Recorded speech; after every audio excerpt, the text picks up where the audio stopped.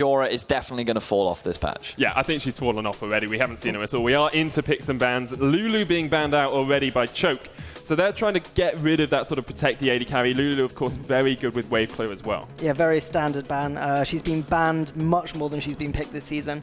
11 bans, 5 picks out of 24 games. There's a statistic for you. Corki and Braum already banned, 2 of the huge contenders for the top champions this season. And it surprises me that the Braum ban actually comes out from the side of Choke, given how much they seem to have favored it. They've put quite a lot of emphasis on picking up this Braum, but with the recent nerfs to Alistar, he may, I'd say that sort of very hesitantly fall out of favor because the nerf was only to his heal. He still has that very strong flank engage that he can do. He still acts as that very reliable front line, and he still is available on the board right now. All right, so we've got Ahri being banned out by Mana Light. They're not going to do what I was maybe thinking they might, but they are still showing Choke that respect here. They seem to think that maybe they want to pick it up for Luxie over some of these alternatives. Oh, and there's the Sivir ban as well, so directed towards the former Scuttle Crab main, as that is going to be taken off the board. And that actually makes me wonder what AD carries are going to be prioritized, because with the recent nerf to Kalista, it makes you wonder what else is actually available. I think Kalista's still pretty strong. She can be played. We saw her at recent tournaments being played a few times, and Yuki really well known for her, so I wouldn't be surprised if she still plays it. But Gragas first pick or Kindred first pick here make the most sense to me, along with Poppy as well. Yeah, I think you've hit the nail on the head there. They'll probably want to contest Alistar as well, one of the teams, since out of the top 2 supports, that's the only one that's left, but those 4, I think. So I'm thinking if this Gragas is locked in now for Choke, the immediate response will be that Poppy followed up by the... It's not going to be Fiddlesticks. It's not going to be Fiddlesticks. Yeah, the next will likely be Poppy and Alistar. That's what I would expect. Unless, okay, so the Poppy's got... Now I expect a Trundle to come out from Manlight. Trundle kind of has to be the go-to You always pick. see that matchup, right? Yeah, I mean, Trundle just does too well. He denies the split push pressure from Poppy, and I saw it especially in the LCK where you just use that subjugate on the Poppy, and if they do not have that Quicksilver Sash, they get so squishy so quickly. You shred through the Poppy, and then you just mow through the rest of the team. So if you're going to run this Poppy and they pick a Trundle, you have to have a double tank threat to be able to deal with it. And the other thing is if Mana Light are going to be picking their jungler first here, between sort of Gragas and Kindred, and obviously possibly Nidalee, small nerfs, but she's still strong. Between Gragas and Kindred, Gragas tends to be slightly stronger in that matchup. Obviously, it depends what your team wants, but since Gragas can ult people out of the Kindred ult, that's definitely an interaction that plays a factor. So Gragas is often first picked over Kindred when both are up. We are seeing Echo being hovered over here, which would be an interesting pickup. It did get buffed just a little bit, so that would be something we haven't seen a ton of recently. No, there's the Maokai. I think you got to be careful with the hovers, man. You you do have to be careful with the hovers. I think the Maokai makes a lot of sense to me, but you know they don't now have the Trundle to try and obliterate that Poppy. That's something they got to be careful about. Yeah, something that plays a factor here. I think Choke's going to want to probably secure Kalista, since there are 3 AD carry bans if you include Corki, who's obviously flexed between mid and AD carry. And Kalista's the only really strong one of the top contenders left open. Obviously there's Ezreal and there's Jhin, which is good into Kalista. Oh, Jhin, of course. Yeah, Jhin is very strong right now. Something we have seen a few times as well is the Graves AD carry. It's not that common. It heals really well with Warlord's Bloodlust, but it has been brought out by a few of these teams. So this insta-lock for the Kindred, I don't know about this, because you just heard Brixton talking about how good the Gragas is into the Kindred, and you're pretty much setting up Mana Light to get that superior jungler, but... I mean, the interaction is favorable. It's not necessarily a superior jungler. It's not a guaranteed counter, Kindred is probably one of, if not the strongest junglers right now, so it's definitely not bad. And they have taken away Trundle to deny that, which is a really big factor, and reduces Maokai's power. And you've got the double front line that you were talking about, Vedius, but it's not even against the Trundle, so how does Mana Light deal with that, right? Do they just need a lot more damage?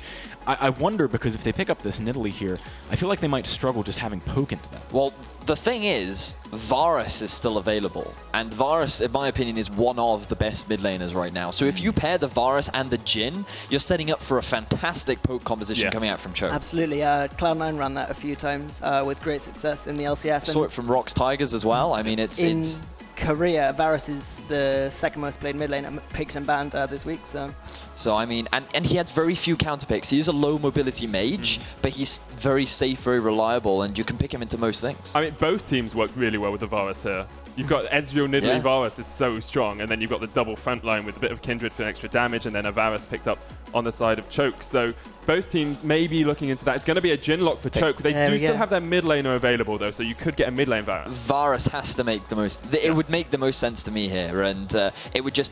Jhin with some more... I mean, I didn't realize how great he is with poke, because you can set him up for those daisies, and it allows you to reliably land that poke down. Now, I'm wondering if that is a placeholder. Yeah, it's possible. We aren't on Tournament Realm, so the people don't own all the champions, so Singed could be a placeholder.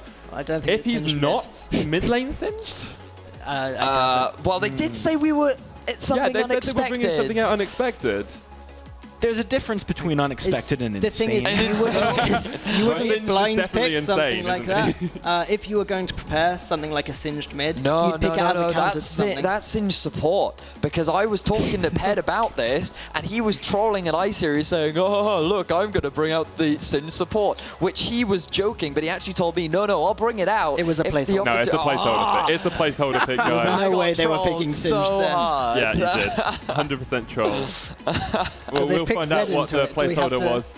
It starts with an A. Aatrox? Azir, there we go. It's an Azir pick. So he still works in the pick comp. He still works in the pick comp, and it still synergizes quite nicely with the Jhin, because you can still apply those stacks with the Jhin. So it's what I really like about it as well is you've got these front lines. If they ever get past the front line, pop down the wall. No one's going to get on top of you. It's so safe for Azir and for Jhin. And it's a ridiculously strong backline as well with Kindred. Yeah, just so powerful. But the only interaction is that Maokai can go underneath the wall if he's clever, if he's sneaky. With his root underneath. They've got a trundle, so he'll just get blown up instantly. Oh yeah, no, you're right. So I guess you favor the Choke composition right now, because I think it's... Oh wait, until I saw the Z. Oh wow. Okay. So we've got poke all in and 2 frontline tanks for Manalite. That's pretty darn strong. Yeah, this to me is... we talked about the red side. Larson has been given the favorable matchup right now. But, I mean, if the Zed goes in and tries to pop the backline, for example, tries to get onto Jokerism, you've got that Kindred land for a spite to deal with it somewhat. And also you can just knock him away with Tolkien's Keeper's Verdict. So there are a number of counterplay options for Choke to deal with that burst. Yeah, I think a slight factor is Choke don't have a huge amount of engage to force their advantages with that composition. Obviously, like, what they'll ideally be looking for is a really solid flank from Poppy. She really excels at that, especially with her W, locking down the ability to escape. I actually really like the double exhaust coming out from Choke. I think that's perfect for the Zed, who is pretty much one of the main damage dealers. And if Nidalee ever jumps in, you have that secondary exhaust as well. So I just really like this double exhaust pickup for Choke. You know, the point that we heard earlier from Brixton about the engage lacking on Choke, I think is a particularly salient one, because Manalite, they're running a lot of poke, right? You need to be able to engage on a poke composition. That you do, you definitely do. And I'm interested by the Ignites picked up here by Manalite. Zed having Ignite makes sense, but having Ignite on your Alistair as well, really... Ignite, unless it works in lane, doesn't really give you much as you get later into the game. Exhaust is so much more powerful because you're reducing the damage coming out from the enemy, and you can use it in a trade and not feel like it wasn't effective. Whereas if you use Ignite in a trade and you don't get the kill, it really doesn't do much. And if we just think about lane swaps, that will mitigate a lot of the threat that Ignite brings during the laning phase. But based on what I see, Choke don't really want the lane swap here. The Jhin is really good during the laning phase. Poppy should typically come out ahead during the laning phase. And when you have the support from a Kindred, you do have that early pressure as well. The only rough matchup is really in the middle lane. And if you lane swap, your jungler has to be other places, so he can't put his attention in the middle lane as well. So I said this tournament was going to be very much about the mid lanes. And with this matchup, I think this is a great start to see it. Yeah, I'm really not convinced by the Zed pick here, actually. Because you can't really split against the Poppy. If the Poppy gets strong, she's obviously going to just be stacking full armor and be ever so strong against the Zed. She can even pick up a QSS if she really wants, you know, if that's the role that she's playing. And in the fights, they've got double exhaust. They've got a Kindred to stop anyone getting popped by the Zed. He's really going to find it difficult to make a big impact in this game, and that's what I'm looking for, is if he manages. What would you have picked instead of the Zed? Because Larson has Corki, Zed, he plays a good Azir, plays a good RE, but 3 of those are off the cards. Zed's there. What do you pick instead? Varus. I was going to say Varus. The thing is, here, what they've done is they've kind of half gone in for the let's blow one person up with the Zed and half gone in for the poke comp, right? But there isn't much engage on Choke, so why not just go all in on the poke, right? To me, what Manolite is saying is we're going to group up as 4, we're going to let Zed split push because he's going to win his lane, and then because of the advantage he's got from the laning phase, he's going to be able to 1v1 Tolkien. Tolkien's not going to be able to deal with him, and then with the poke consistently coming out from the Nidalee and the Ezreal, they can siege as the 4-man, and then Zed, given how strong he is going to run away in the side lane. And that's going to be the only way they can win. I think if they're going to do that, Manolite have to lane swap to make Tolkien really weak on the Poppy. Yeah, I agree. Then, like, especially once Tolkien starts getting armor, Zed will already be close to his Black Cleaver, probably as like 3rd item or something.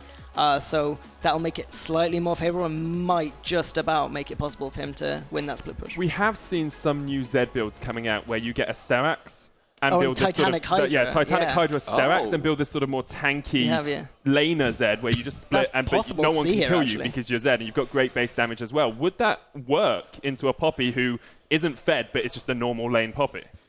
It could work possibly better against this comp than the traditional Assassin Zed you've seen. But yeah, I guess we just have to find out. We'll just have to find out. Let's have a talk about if these teams, we're going to go into a game 2 anyway, right? Looking at these compositions at the moment, is there anything you guys would say, I really don't like that, I want to change that for the next game? I would personally replace the Azir for Varus. I think that it would... You're just on the Varus hype train. Because I think he's really good. Guys. But, I think that would be a change that both teams need to prioritize coming into game 2. Okay, well, we are about to get into the game. It's game 1 here of the ESL UK Spring Split Premiership semi-finals. It's Choke versus Manolite, and Excoundrel and Munch take it away. Thank you very much, guys. We're here for the very first game of the semi-finals here at the playoffs for the Spring 2016 season. My name is Munchables, and this wonderful man on my left is Excoundrel. And some interesting drafts coming out from these two teams. We've kind of had a little bit of a disagreement ourselves on which is the better composition. So I think the Azir pick was really odd for me. I don't like it into a poke composition because it doesn't offer that much to it. You really pick Azir to try and stop the engage happening. I do understand it into maybe a Maokai, but I don't think Manolite are going to really look for those kind of team fights. They're going to go 1-3-1 maybe here, Zed in the side lane. If he gets fed enough, no one will be able to deal with him. Rifty can always clear waves very effectively on a Maokai. And people kind of underestimate Maokai's sustain now, even versus a Poppy. You've got Grasp of the Undying and the Maokai passive. He's a pretty good self-sustaining tree. If we could invent one of those, we'd be very happy in the world. But look, so we're going to have potential bait for a lane swap here. And I agree with the analysts, I think that if anyone would be looking for a lane swap, it would be the Manolite lineup. So maybe we see Rifty bait it out and then go back for that lane swap. If we saw like an old school lane swap as well, which is very unlikely, where you actually get the 2 versus 1, Maokai was literally god of that. He was, yeah. Unlimited sustain, you can farm pretty comfortably, you can even push the wave pretty comfortably, but typically, that's not the scenario we see out of lane swaps anymore. Yeah, I don't think we're going to see it. Rifty actually sticking around quite a long time here. So if there were to be a lane swap, it would be a very, very late one. I don't think it's going to happen here. We may just have a standard lane setup, especially with Furion heading towards this top lane and the bot lane doing that Gromp. We are going to see a normal set of 1 versus 1, 1 versus 1, 2 versus 2 here, Munchables. I'm very excited for this game considering we've got Lucian, Sivir and Corki all banned out, which are kind of the... I mean, you see Corki a lot in the mid lane these days, but occasionally in AD carry as well. But Lucian and Sivir definitely 2 of the top AD carries. And it means that we have a little bit of a different matchup to what we're used to seeing every single game. Yeah, well, obviously said this week in LCK and OGN, well, rather it's LCK now, isn't it? Azir has been the most picked mid laner. He's really found his place back into the meta, and he's dealt with a lot of the stronger compositions that we've seen coming out. Very early appearance in lane by Smiley and Haddo. They didn't take that Gromp, actually. They've just been pushing the lane up, trying to get a little bit of zone here, while also the Krugs weren't taken either. So this is just a normal set of lanes without taking that jungle camp. Just because that ward came down over the wall from Jokerism and Zoko, they were just looking to stop that one out. And actually a bit of zoning means that the small advantage right now lies with the Manolite bot lane here. Yeah, absolutely. It's interesting that they managed to get the bot lane because it was like Choke were actively trying to deny an advantage, and because they went for that, Manolite ended up with the advantage. Exactly, yeah. But that's because of how powerful Alistair can be at level 1 with the Ezreal. And just in terms of zoning, you have a Trundle likely having taken that rabid bite early on. He's not going to be a threatening level 1 champion. We have an ESL fun fact here, though. Yeah, so Manolite were completely undefeated, in case you missed the table earlier, undefeated during the regular season, and definitely statistically the favourite to come into at least this semi-final. I think definitely one of the favourites on paper. Yeah, I think if you're a betting man, you'd definitely take Manolite For the semi-final, at the very least. Yeah, for sure. The semi-final. If you get to a final with Renegades, it's definitely going to be a little bit more one-on-one. Nutri here taking that early mark for himself, and Furion. I'm interested. Me and you were talking about this in Champ Select, that he's gone for the Nidalee while Gragas was actually open. And obviously, the analyst desk did talk about these benefits of picking a Gragas here. Nutri being very aggressive, though. Furion going to be on the receiving end. Yeah, they're trying to get onto this. Mind Dread is going to be stacking up, and Furion forced to flash away. And, I mean, analyst desk mentioned how Nutri coming in could be a major factor for Choke, and so far, denying Furion being able to put any pressure on the map. This is really interesting because it kind of goes away from the typical Furion playstyle that we see, where he's the aggressive one, he's in the enemy jungle, he's getting vision down. I think one of my... we have a fight in the bottom lane, though. Hado is going to be aggressive one, gets bound up, and it might just be going down. One more auto will not quite do it. The red buff is taken away, but I think he gets away just about with his life. Incredibly close call for him. Yeah, he saved that flash to the very last moment there. Actually, Rifty in this top lane. Rifty actually in a bit of trouble, yeah. No, he's not. He's definitely not in trouble. Tolkien is fine, but...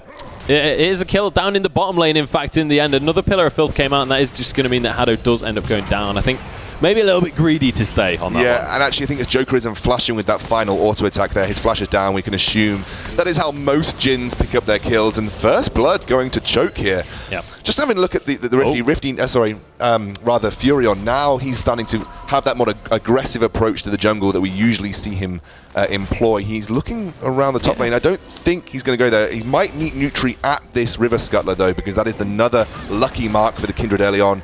And Nutri, by himself, Furion looking for the fight, but isn't going to be able to land that spear, and now Nutri going to be able to hop away into his jungle. Spear is going to land, though, and Larson flashing forwards for this one. Not level 6 yet, but that does not matter. Nutri just gets blown up, and now they're looking toward Luxie as well. Actually going to go underneath the tower for this one, but Furion has to get on out of there as fast as he can. Yeah, okay, so that was obviously very well calculated. Nutri blew his flash in the bot lanes to try and pick off the Alistair earlier on. And then they were just able to jump straight on him. Nutri had absolutely no escape. And again, in due part to Furion, going back to the kind of jungling that we know he can employ, the deep warding jungler. He gets into the enemy jungle. And then, interestingly enough, Andy Vedius, one of our analysts, one of his famous quotes, I remember talking to me about Furion. He said, Furion had more wards on the map than you had CS before 5 minutes. And that's kind of how, that we classically see Furion play, especially on this Nidalee, because this realistically is his iconic jungle champion. And despite the nerfs, we have seen him revert back to it because he is just so good with it. Yeah, and I think as well, I mean, I'm still kind of a little bit stunned at the lack of Gragas. I do feel like Gragas is just such a strong pick, and especially into Kindred, as it was mentioned earlier. But, I mean, looking at the scoreboard, double the CS right now of Nutri when on this Nidalee for Furion. He's got a kill under his belt as well. Furion is starting to ramp up, and Nidalee is one of those champions that, while, in the actual draft itself, I kind of disagreed with the pick. If you can get snowballing on Nidalee, it is so hard to deal with the pressure. I kind of feel like this is a lot of the Mana-like composition, though. Zed works in exactly the same way. He goes onto Luxie with the ultimate. Goodness, Larson just obliterates him. The Mounting Dread should be able to finish him off, though. So Nutri is going to be there to answer. And they do get an assist as well. So technically, that actually goes in favor of Choke. Yep. Definitely, but the exhaust has been burnt for Luxie here, so if Larson can make use of this cooldown, then he can start to look to dominate this lane.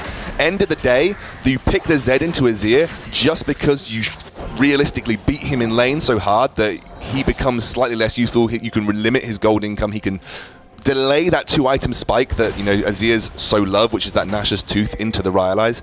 So I think that is a fine trade. Larson will be happy with that. His ultimate is going to come off cooldown quicker than that exhaust will do. And he's picked up that Hex Drinker very quickly too. I want to pick up on the fact that Seeker's Arm Guard is the first item here for Luxie. Yep. He's probably not going to finish that Zhonya's. That will just remain as Seeker's Arm Guard, and then he'll work towards his normal build. But the armor in lane is so crucial, especially when you've literally just been dived and did actually go down to that death mark. It's going to be very, very important. I'm curious to see how soon in the game we see see QSSs coming out on these players, like Jokerism, for example. How early he wants to go for that one. Tolkien actually getting aggressed upon in the top lane, but Rifty decided to back away. Just trying to get this damage out consistently, and when you're playing that Maokai as well, you have so much sustain, you can just go for trade after trade. And he's gone for the Doran's Ring as well, which, despite it being a pretty unfavorable matchup for himself, he's you'd have thought maybe the corrupting potion would have come through, but he's just winning outright versus this Poppy. And Rifty has just got such experience on this champion. The analyst desk picked up on it. It's one of his most played champions in competitive UK play. And honestly, he just knows how much damage he can do whenever he needs to do it, you know, and that's basically Rifty's play in a nutshell.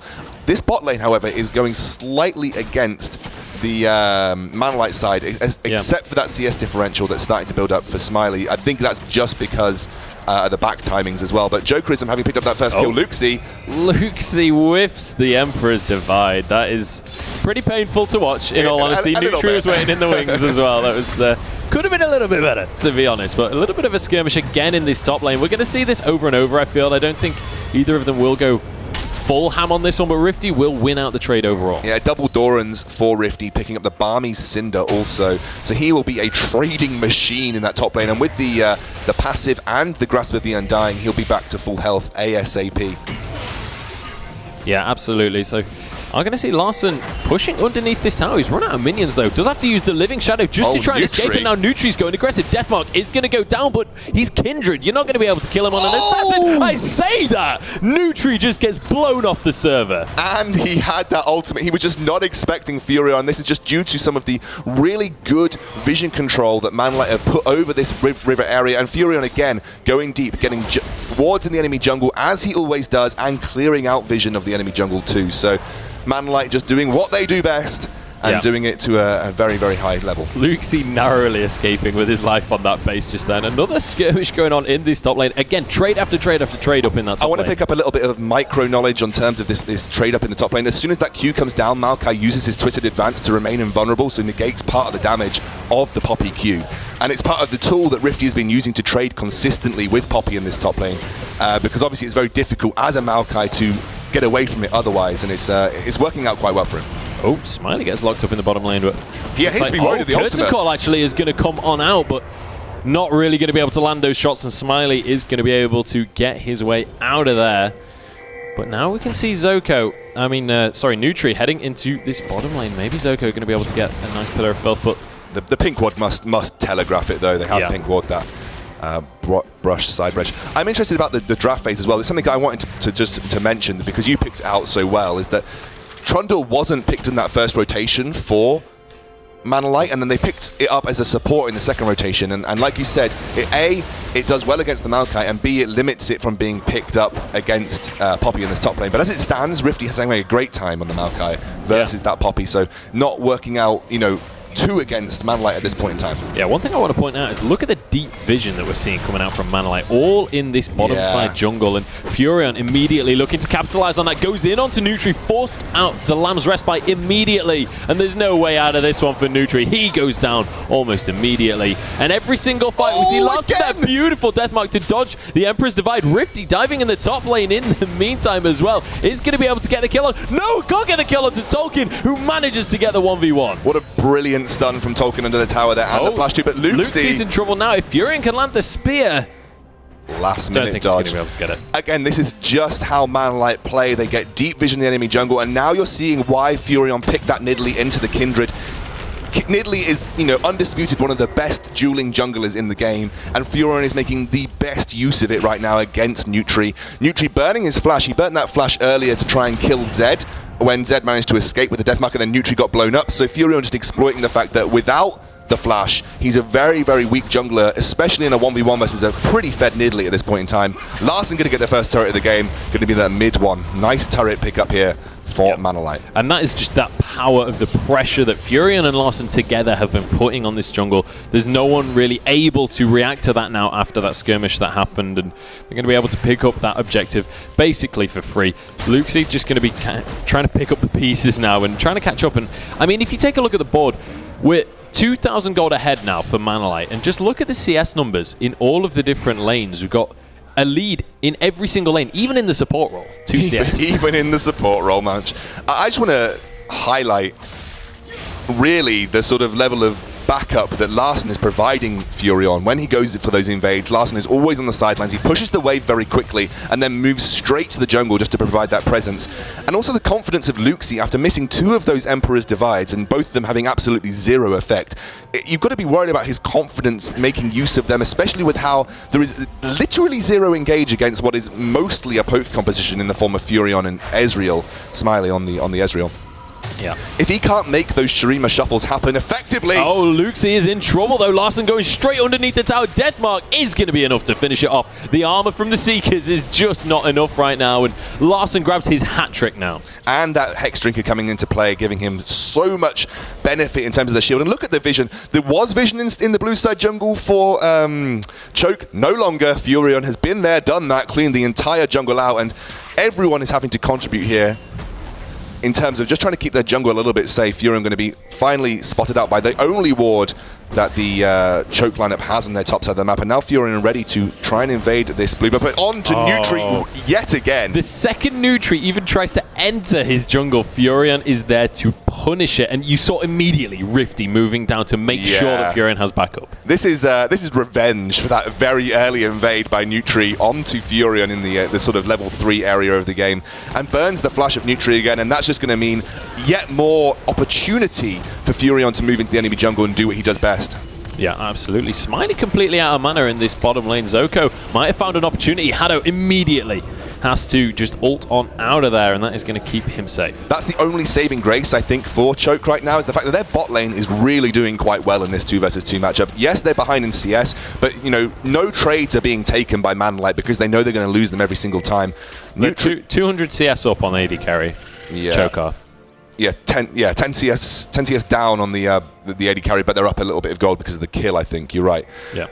Does look like Larssen is trying to make a move into this red side jungle of Nutri, but everyone knows it. Look how defensive Choke are having to be at this point. Every time a buff spawns, they have to be worried about what vision is there for Manlight. Can they take it effectively? Nutri without the flash, is he going to be the target of another Furion invade? Furion says that we don't have enough vision here, we don't want to risk it. Yeah, Furion not deciding to push for this one, and for the first time we can see that there is good vision there for Choke, so Nutri can take this safely, and Zoko was even there just making sure that Nutri was going to be okay in that one. And Nutri, while he is dramatically behind Furion, at least he does have a kill and an assist to work with. He's got some CS under his belt and going to be working towards that Devourer now. So the 3-on-1 on Larssen is very significant in the fact that the guys in the analyst desk pointed it out. He will likely move into a more split push orientated role because when you're running a poke composition, especially Ezreal with this Frozen Gauntlet, you have a good amount of disengage and you can always poke down the enemy team with very little engage of their own. So Larssen will likely move into a split push, and Rifty, I imagine, will probably go 1-through-1. Furion, though, look how aggressive. Jokerism, he's going to get the death mark on top of him. There's no way he's escaping. A million shurikens land onto him, and that is going to be the kill. Actually, Flash goes down as Furion is diving onto Zoko. Does have to get out of there, though, and heal himself up. I think Smiley actually had to use the heal as well, but in the end, Manlight don't lose a single person, and they are going to be able to take a tower. Yeah, this is very aggressive from Manlight. Again, Furion may be playing a little bit more recklessly than we would see him usually do, but they know when to back off. They know not to overextend once they push too far. And then the main point of all this aggression is to take those global objectives because they know that it benefits the team as a whole and it will give them that gold input. And we talked about the slowish pace of the game that Manlight often employ. It doesn't look crazy fast because they don't skirmish all that often. They just slowly chip away. They go for the singular kill in the jungle, get an objective from it. Singular kill in the bot lane, get an objective from it. But the gold lead that they accrue allows them to really go into sort of the finishing aspects of the game. Yeah, it's as well. It's one of those matters where even when the game looks even, or it looks like Manlight are behind, they're one of these teams that just seems to get gold. They just squeeze gold out of everything, and somehow they're always ahead in gold. Somehow they're always at least even, despite the score. I swear they make at least 1,000 a game just due to ward clearage as well, because they really, really like to maintain huge amounts of vision control. You can see, actually, I have got to say, Choke have stepped up in the last few minutes. They have started to keep up some of mainly their own jungle lit up, which is not going to be good for pushing forwards, but when you're getting so it's better than it was before, that's for sure. And so now they're going to put Rifty down in that bot lane. Since they've taken that bot lane turret, they're just going to allow him to clear waves.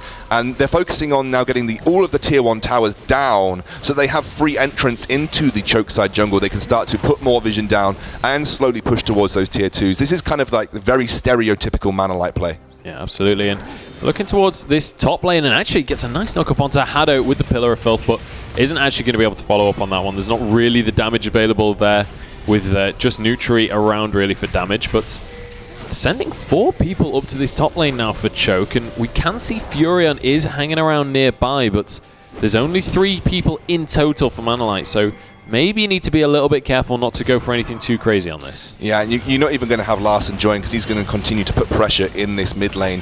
I actually think that Luxie is going to try and come and join the team. They're going for this. Smiley's going to be locked up. Curtain Call is going to come out. Hado is going to have to try and block these shots. Nutri just gets knocked away, but Smiley is going to be able to stutter step his way to safety in the end. Over towards the mid lane, looks like Larson trying to get in onto the Azir, but isn't quite going to be able to find him. Yeah, and actually because we said that Zhonya's is being delayed, and this is the build path that I expected coming out from Luxie, it is going to make him slightly vulnerable to this Zed in that 1v1, which will allow Zed to just apply pressure. He's going to try and catch. You can see there, Zed is waiting to catch out Luxie as he tries to rotate up and, I guess, save his team in some way from this tier 1 tower pressure being exerted by Manalite. It's a great position for Larson as well, because if you stand yourself there, you can either go up and be the first one to enter that fight and help out your team, or you can catch Luxie as he tries to react. But regardless, there's not really a great answer that can come out from Luxie. It's putting your opponent in that position where they have to make a decision that is going to be bad for them either way. I like this from Manalite. They realized that they weren't really getting anywhere with the pressure they were applying to that tier 1, so they're going to secure this Rift Herald for pretty much free, then use that Rift Herald buff to make sure they can apply pressure to the tier 1 on the next coming waves.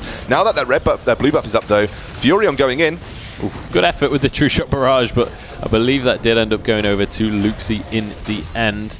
Larson just going to be able to clear away this mid lane Shurima turret. Yeah, Shurima turret just doing its job, just stalling out the waves.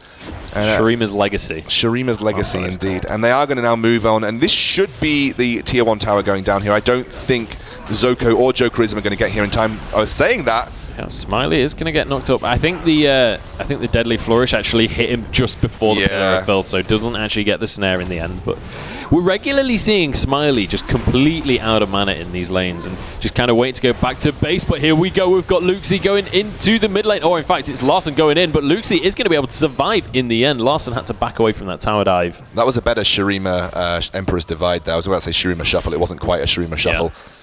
Zoko going aggressive here in the top lane, but Furion already there to back them up.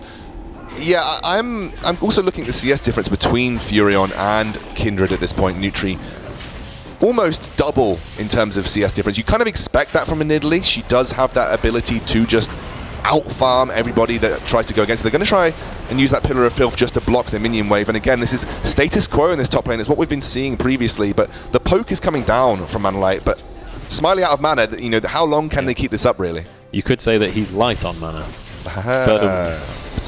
But yeah, they're doing a very good job of actually denying the push onto this tower. Like, considering it's about 2 auto attacks away from going down, they're doing a good job of instantly clearing those minion waves. And realistically, Manalite aren't ahead enough that they can just straight away go to try and dive this one out. And the Rift Herald obviously isn't going to buff the HP bars. Furion looking to try and finish it. The red buff ticking, and red buff does end up finishing it in the end. Maybe this is the sign to go in for a skirmish right now. You can see Larson is heading on his way through the jungle, but actually Choker being able to bully away Manalite on this one. Curtain Call actually going to come out. Hado immediately has to blow his ultimate just to keep himself alive. The final crit will come through, lands on Smiley, but not really a whole lot to do when the AD carries full health. This is quite hard fought now for Manalite to take these turrets, and then Choker doing a really good job of just defending and clearing waves. It's going to be Rifty going in on this red buff here. We're just going to have Zed move around. Larson's going to come through and potentially takes the red buff away. So there is a little bit of a silver lining for Manalite. They spent a lot of time in that top lane applying pressure, but they do manage to put pressure in that bottom side jungle and take away that red buff from Nutri or from Jokerism, who would be ever the next target of this one. And again... Oh, Luxie again getting aggressed upon. Oh, the Deathmark actually not quite enough, but it was a good escape coming out from Larson. Does manage to get himself to safety. Basically didn't even lose any HP in that engage, so he's going to be more than happy with that. It forces Luxie back to base. Yeah, realistically, what you need to see here is... we just have a pause coming through. realistically, in these smaller engages that you're seeing between Luxi and Larssen, if Larssen is using his Shadow Dash or Shadow to get the engage, then he's never going to have the ability to try and run back round to apply auto attacks during his death marks. So, because obviously that Emperor's Divide is always going to come out. But all he's doing is trying to get him low enough so that then he can push a wave and apply pressure to the turret. I don't think his resources are best spent in that mid lane now. It's a short lane. It's easier for the team to join and clear waves. He really, I think, should be rotated to that bot lane just to keep applying pressure there. It really depends whether he thinks he can go toe-to-toe with Rifty. With top laner for Choke. Tolkien. Yeah, whether he can go toe-to-toe with Tolkien, and then Rifty can go to the top lane, or you can switch either way. You know, he just needs to be in a side lane at this point. I don't think he's going to get too much from that mid lane, because every time he puts enough pressure to force Luxi back, someone is there to defend the wave, and then Luxi just rejoins, because obviously it's not a very far journey for him to travel. So yeah, move Larssen to a side lane and put Rifty on the other one. Then you've got 3 members in the mid lane. They've got good kind of disengage with the Ezreal and the poke coming through, as well as Alistair if they really need to go for that last-ditch attempt to disengage. Yeah, absolutely. The biggest thing I want to point out in this game right now is the discrepancy between these two junglers. There is a 2,500 gold lead for Furion alone at 22 minutes into the game. That is ridiculous right now. He's got those 3 kills, and he's on almost all the CS. Look at Jokerism. Just gets taken off the map immediately, and this is the power of kind of having such admittedly those spears just do ridiculous damage, and then you can immediately burst people. And just again, we've harped on about it time and time again, but just the vision control. Look at that red side jungle. Tolkien now going to have to be careful. Yeah, it looks like they don't really want to go onto this Poppy. It's not really the greatest target for them, but they are going to get a good chunk of damage down onto this tower. Haddow more than happy to tank up Tolkien for a little while just to get a few extra shots on in. But, I mean, in the meantime, you've got Larssen split pushing up in that top lane. There's not really anything Luxi can do about that. The siege is going to continue here. Nutri doing his best to try and stop this one. Rifty gets locked up against the wall. The double knockup comes out, but the tower dive has begun. That's the first kill onto Zoko, as Tolkien just trying his best to tank up all of this damage, but they're kind of running out of pressure right now. Rifty just going to get healed up once again by Furion, but in the meantime, Larssen's split push is paid off and took a tower. Yeah, that's why I think putting Larssen in the side lane is better than applying pressure in another lane further away, because he does get this 1v1. Dive going in. Luxi does have the death mark on him, but there's just not enough damage coming out from Larssen, and this keeps on happening. He can't quite finish off these kills, but if he can keep getting this pressure out, he might be able to force Luxi back to base and get some pressure on the inhib. Oh, he's going. The dive goes on in, though. Haddow is the first one to drop, but Lamb's Respite is going to keep everyone alive for a little while. Tolkien now the last man remaining, because the second Lamb's Respite is down, so are all of Choke. Double kill comes through for Furion, and this is going to be another tier 2. Manalight are running away with the game. I actually think that Nutri kind of misplayed a minute ago. He didn't pop the Lamb's Respite, I think, for Zoko, who got killed in that first tower dive, and at that point, Manalight were all pretty low as it was. So if Nutri had popped the Lamb's Respite then, it may have resulted in them being able to retain that tier 2 tower. But they're going to get an inhibitor from this here, and this is going to be Manalight turning up the pressure again. 23 minutes into the game, it felt slow-paced until the last 3 minutes, and suddenly they've turned up the heat. Yeah, absolutely, and that has extended their gold lead to 11,000 now. That's 500 gold lead per minute almost, and that is just a ridiculous statistic. And now you can see Luxi going to head up towards this top lane, just going to try and deny the pressure that these minions are putting onto the base right now. They've sent Jokerism down into the bottom lane, and Choke right now, they kind of just have to bunker up if they can. Stay in this base and try and just outscale. You're going to lose Baron, though, if you bunker up, and that's the issue with how powerful Baron is at the minute. It's not that kind of buff that you can give away. Previously, and a long time ago, Baron didn't give you that buff to the minions, so losing it was just, oh, well, we're not going to fight anyway, so the combat stats don't really matter.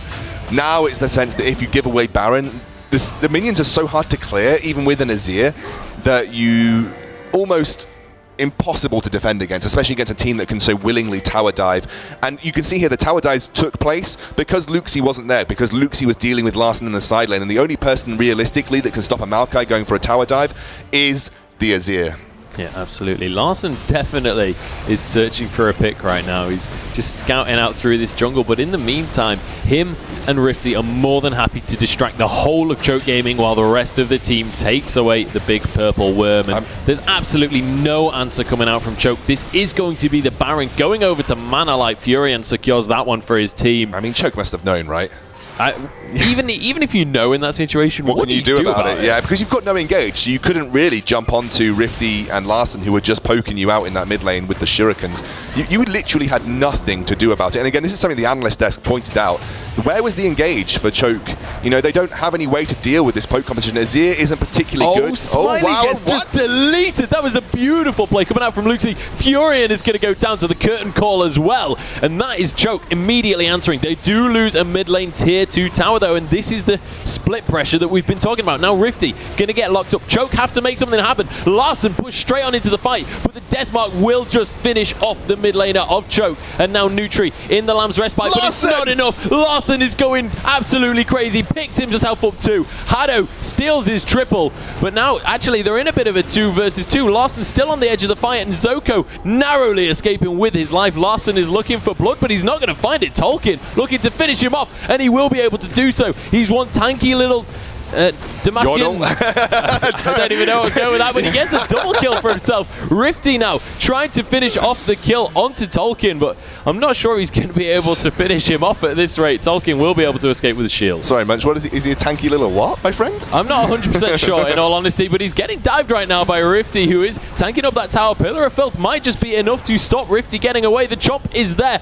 Red buff was ticking away, I think, for a second, but Zoko can't quite catch up to finish him. There's the Pillar of Filth, and there's a kill onto Tolkien. Again, I think at that point, Manlight didn't quite respect how much damage can come out from Curtain Call and the Azir. You know, once you get that snare, Azir gets... Yeah, Zoko, I feel like maybe overextended for that, but he's going to be able to get away with it. A couple of skill shots didn't quite land there. Oh, Furion, wow, okay. I just mentioned overextending, and immediately Furion tries to steal away the Razor Chickens. Just about escapes with his life, though. Sliver of HP before he gets his heal away. There's a lot of good vision control here. Smiley going for the snipe onto Nutri, and he finds it. The assassin Ezreal coming out from Manalight. Just as I was about to praise Choke trying to push up some defensive vision control, Nutri walks right into a blind area and gets executed by Smiley. Well, there'll be no smile on Nutri's face after that. It was a complete demolishing. He does so much damage at this point in time, 3-item Ezreal. And yeah, right now, Manalight definitely looking in control. They may have get caught out once or twice by that Curtain Call, especially with the snare into Azir combo too, but I don't think they're going to make that mistake too many times in this game. No, absolutely not. And the siege begins now. Baron has timed out, so they don't have the purple minions to push with, but it really doesn't seem to matter as the inhibitor tower is going to go down. Tolkien does knock one away, but Rifty is more than happy to tank up the entire team of Choke right now. And here come the carries. Larson trying to find his way into the fight, but will get locked up.